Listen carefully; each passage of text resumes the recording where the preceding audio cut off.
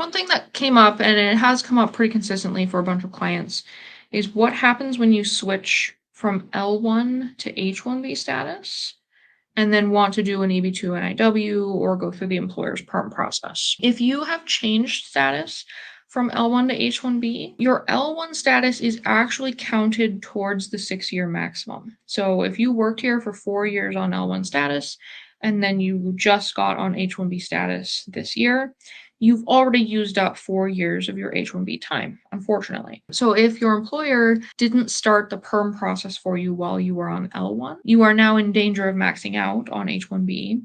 And since perm is taking more than 2 years, you almost certainly will max out on H-1B. So I've spoken to a bunch of people who are now looking at the NIW after having this switch or this situation. A lot of them are in really good spots because they got the L-1B specialized knowledge visa and they're doing really important, really technical work. So as long as they have some of these broader elements of professional participation, they have good NIW cases. So if that's you, I know that sometimes that's not fully communicated to you when you make the switch. It is still better to go from L1 to H1B, especially if you're on L1B, because L1B has a 5-year max. So H1B is a natural next step. And then of course, if you're Indian or Chinese and on L1A, even though L1A is 7 years, you really want to be on H1B so then you can get the indefinite extensions after you have an I-140 approval. So it's definitely good reasons to do it. I think a lot of times though, you don't fully realize the implications because they're not communicated to you by the employer's team. And if you don't have